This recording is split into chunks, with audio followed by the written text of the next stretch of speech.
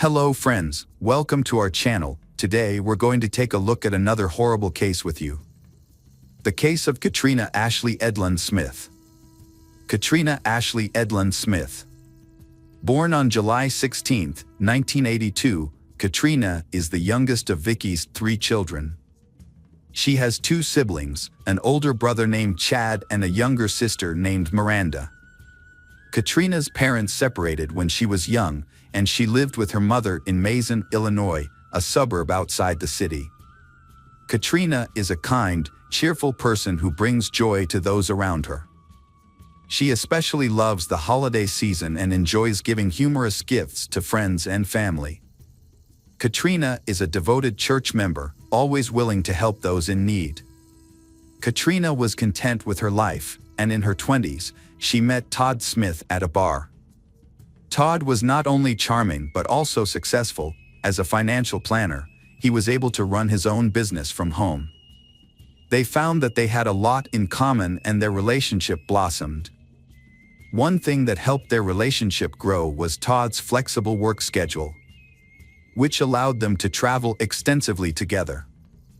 After 3 years of dating, Todd proposed to Katrina, and she happily accepted.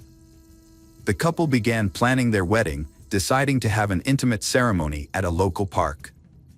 Katrina was thrilled at the prospect of their future together, especially since she had fallen in love with Todd's 3 daughters and was excited to be a part of their lives. Katrina's family, including her mother Vicki and siblings Chad and Miranda, found him to be trustworthy and personable. They believed that he would take good care of Katrina. After their marriage, Katrina and Todd began living together in Mazon. On October 20, 2012, Katrina called her mother to say that she was house-sitting for a friend. During the conversation, Katrina mentioned that she would be coming to dinner on October 24 and that she had something to share with Vicki, leaving her mother wondering what it could be. Before the conversation ended, Vicki promised to make Katrina's favorite meal: chicken and dumplings, a promise she never kept. On October 23, Todd Smith called 911, reporting that his wife Katrina had disappeared. He had been trying to reach her for hours without success. He told police that she was house-sitting for a friend and that the house was empty when he arrived. When Katrina's sister and brother, Miranda and Chad, learned of her disappearance, they were worried. Chad, who was training with the U.S. Army in Oklahoma, immediately flew to Illinois to help find his sister. That night, a resident called police about an abandoned car near Rock River. After investigating, the police determined that the car belonged to Katrina. They could not find any signs of a fight or anything else that would indicate that she was missing. Vicki's worst fears were confirmed when she learned that Katrina's daughter's car had been found abandoned in a ditch on the side of the road in an unfamiliar area. The situation seemed ominous, and Vicki could not shake the feeling that something terrible had happened to Katrina. If Katrina's car was in that area, then someone must have taken her and left the car there. After the discovery of the car, Katrina's case was officially declared a missing persons case and search efforts were intensified. At 11 p.m. on October 12, Todd was taken to the Winnebago County Sheriff's Department for questioning. During the interview, Todd told police that he last saw his wife, Katrina, on October 22. According to Todd, Katrina had come to their home for a short time to do laundry in preparation for a job interview the following day. While doing laundry, she went to the mall to buy groceries and returned home at 8:30 p.m. After returning home, she left again, as she was house-sitting for a friend, as she told Todd. After Katrina was reported missing, her husband Todd made a heartfelt public appeal, pleading for her safe return. Todd broke down in tears, begging anyone with information about Katrina's disappearance to come forward. Speaking to the media, he urged the public to share any information they had about her whereabouts. As the search for Katrina continued, police and volunteers formed search teams to comb the area. They focused their efforts near the park where Katrina's abandoned car was found, hoping to uncover evidence or clues. Upon arriving in Illinois after military training in Oklahoma, Katrina's brother Chad met a group of people at the park who were eager to help find Katrina. To facilitate the search effort, Chad used his military training to lead the volunteers. He carefully mapped the area, divided the volunteers into teams, and coordinated a thorough investigation. As part of this effort, police used trained dogs to join the search. Katrina's mother, Vicki, created missing person flyers and distributed them throughout town, placing them at gas stations, convenience stores, and lamp posts to notify as many people as possible of her daughter's disappearance. Despite her efforts, Vicki's emotional state due to grief and fear made it difficult for her to participate in the search. Chad, who had supported Todd throughout this time, encouraged him to focus on finding Katrina, reminding him that they needed to stay strong. Later, a police officer discovered several items near Katrina's abandoned car.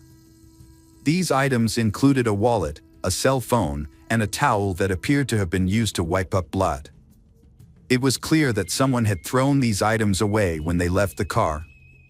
At that point, the police suspected that something terrible had happened. The items discovered have been sent to the crime lab for further analysis, and police are anxiously awaiting the test results to shed further light on the investigation. During the investigation into Katrina's disappearance, police investigated her personal life for clues. They wanted to understand every aspect of her life by looking into her relationships, daily routine, and any potential involvement in activities such as gambling or drug use. To gather information, police interviewed Katrina's friends and family members. They all described Katrina as a kind and responsible person. Katrina's family and friends described her as a dedicated and hardworking person. They claimed that she never showed any signs of addiction or irresponsible behavior. Instead, they described her as a devoted wife and a woman of integrity. During the investigation into Katrina's disappearance, a local woman came forward with a useful piece of information. She claimed to have seen a blue car matching Katrina's parked on a bridge over the Rock River on the night she disappeared. The trunk was open, and someone was kneeling behind it, but the woman could not tell the person's gender or race, preventing her from providing further details. Police had to investigate possible motives and consider whether anyone, including those close to Katrina, wanted to harm her. Despite claims of a happy marriage, Todd became a target of interest, as police know that even seemingly happy relationships can harbor hidden conflicts or secrets. 3 days after searching for Katrina, police examined her cell phone at the crime lab and found vital information. The phone provided a wealth of data, including text messages, incoming and outgoing calls, photos, videos, and her GPS location. This information allowed police to reconstruct a clear picture of Katrina's activities. Notably, they discovered that she was having an affair with a coworker named Guy Gabriel. The relationship began when they met after work one evening. Initially getting along well, it eventually developed into a romantic relationship. A police background check on Guy revealed a troubled past. It revealed a history of domestic violence, and the police suspected him of being involved in Katrina's disappearance. Furthermore, the police discovered text messages sent by Guy to Katrina, pressuring her to leave her husband Todd for him. Guy then became the prime suspect in the case. The police suspected that Guy may have reacted violently after Katrina refused to leave her husband for him. The revelation of Katrina's affair shocked her family and friends, as they believed her marriage to Todd was perfect and happy. No one suspected that Katrina had been having an affair behind Todd's back. When Todd discovered the affair through the police investigation, he was devastated. The news of his wife's affair hit him hard, taking him completely by surprise. Guy was interviewed by police about Katrina's disappearance. During the interview, Guy appeared nervous and admitted to his affair with Katrina, but denied any involvement in her disappearance. He claimed to have been at work the night Katrina went missing. Further investigation uncovered a previous incident that occurred 2 weeks before Katrina went missing. It was reported that during lunchtime at the auto shop where Katrina and Guy worked, a black Volkswagen Jetta drove through the parking lot with the sunroof open.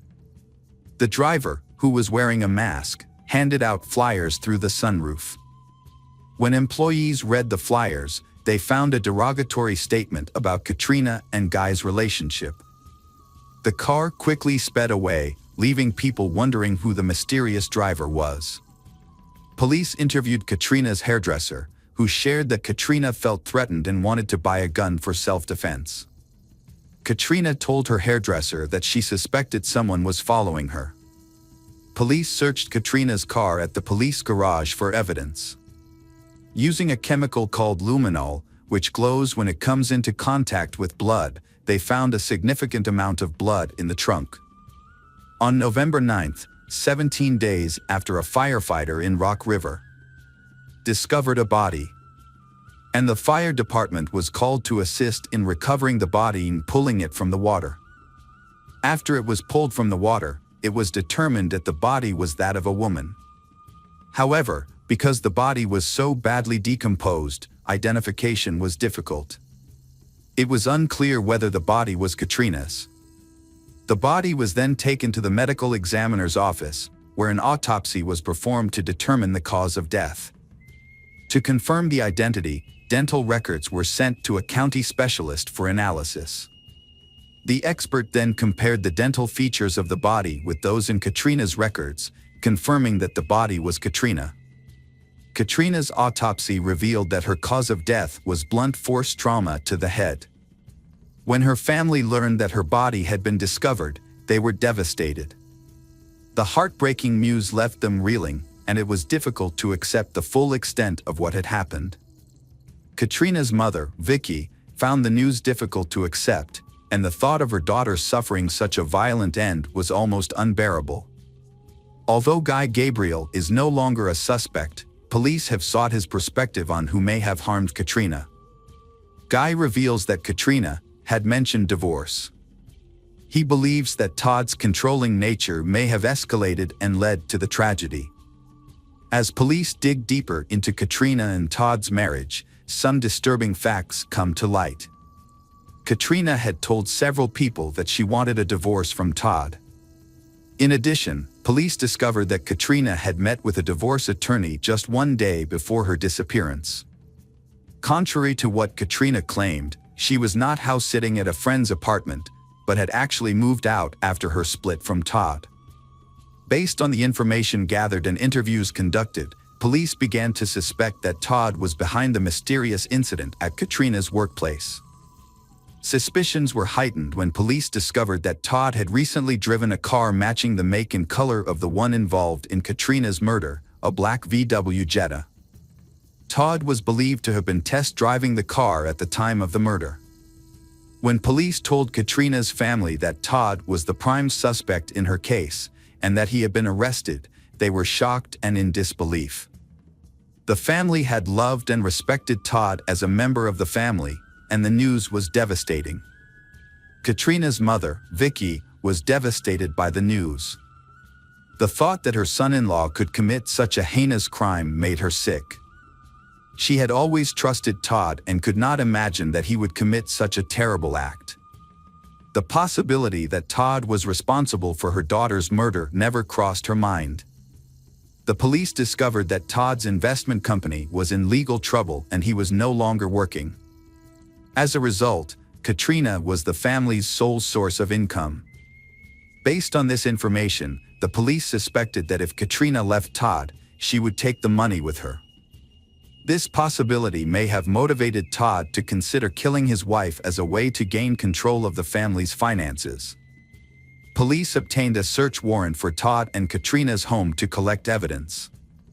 During the search, they found a baseball bat in the garage that had blood on it, leading police to suspect that it could be the murder weapon. The injuries on Katrina's body supported this theory, as they were consistent with blunt force trauma. To confirm their suspicions, a DNA test was conducted on the bat. The results showed that the blood on the bat belonged to Katrina. Furthermore, police discovered a large, unusually clean area under the car. Upon examination, they discovered that the blood left under the car matched Katrina's DNA profile. 30 days after Katrina's murder, her husband Todd was arrested and charged in connection with her death. Todd's trial began on January 11, 2017. During the trial, the prosecution presented its case against Todd, replaying the events of the night Katrina died. Key evidence included a recent meeting between Katrina and a divorce attorney to discuss her marital problems. The prosecution argued that Katrina's decision to divorce indicated that their relationship was in trouble. According to the prosecution, Katrina had visited Todd's home that day to do laundry in preparation for a job interview the next morning. During the visit, the prosecution claimed that Katrina had made it clear to Todd that she wanted to end their marriage. They argued that this caused Todd to become aggressive and attack Katrina. The prosecution alleged that while Katrina was in the garage, Todd became angry and picked up a baseball bat, beating her to death. After Katrina died, Todd allegedly moved her body into the trunk of her car. Todd then drove Katrina's body to a remote area called Rock River, where he disposed of the body by throwing it off a nearby bridge. After dumping her body, Todd parked his car on the side of the road and walked home. Once home, he cleaned up any evidence of his crime by disposing of Katrina's cell phone and the bloody towels he used to mop the garage floor. Todd Smith was found guilty by a jury and sentenced to 55 years in prison.